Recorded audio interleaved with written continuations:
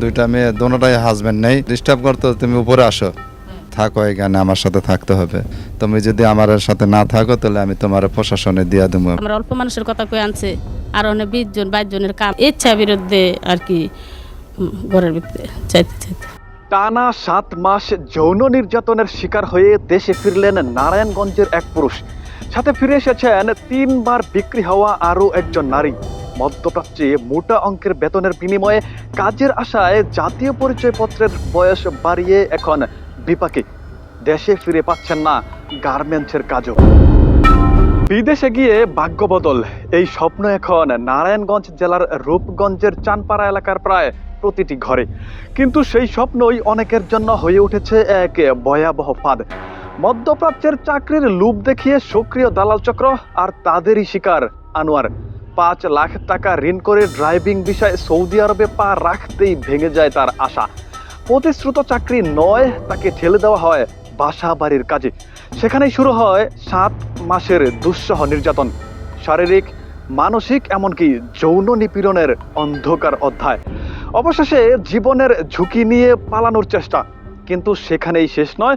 গ্রেপ্তার হয়ে কাটাতে হয়েছে 14 দিন জেলখানায়, তারপর কোনোভাবে দেশে ফেরা। কিন্তু সেই স্বপ্নভঙ্গের ক্ষত এখনো বয়ে বেড়াচ্ছেন আনোয়ার। দুইটা মেয়ে, দোনোটাই হাজবেন্ড নেই। ওরা মানে এক একজন একটা করে বাচ্চা ওদের। ওরা আমাকে ডিস্টার্ব করতো আর কি, যে ডিস্টার্ব করতো, তুমি উপরে আসো। আসলে বলতো যে থাকো এখানে, আমার সাথে থাকতে হবে। তুমি যদি আমার সাথে না থাকো তাহলে আমি তোমার প্রশাসনে দিয়া দেবো। মিথ্যা বলবো। তাছাড়াও রূপগঞ্জের চানপাড়ার 36 বছর বয়সী 4 সন্তানের মা নীলুফার, যার বিদেশ যাত্রার জন্য 1 টাকাও খরচ হয়নি, বরং দালালদের কাছ থেকেই পেয়েছিলেন আগাম 7,000 টাকা। কিন্তু সৌদির মাটিতে পা রাখতেই খুলে যায় ভয়ঙ্কর সত্য। তাকে বিক্রি করে দেওয়া হয়েছে 3 লাখ টাকায়। এরপর শুরু হয় নির্যাতনের এক নির্মম চক্র, শারীরিক নিপীড়ন, যৌন সহিংসতা, আর সেই সাথে একের পর এক হাত বদল।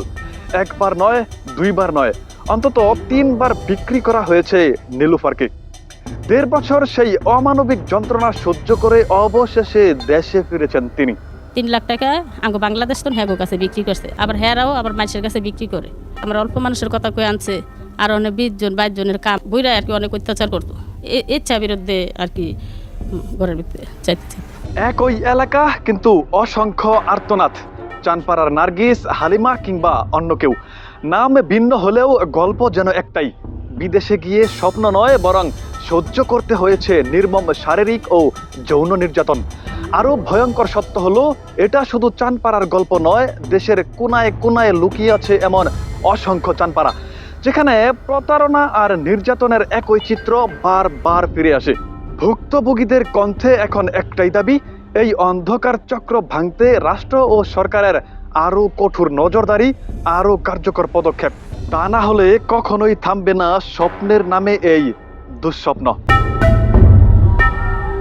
মুক্তাকিন হুসাইন, দ্য লিজেন্ড নিউজ।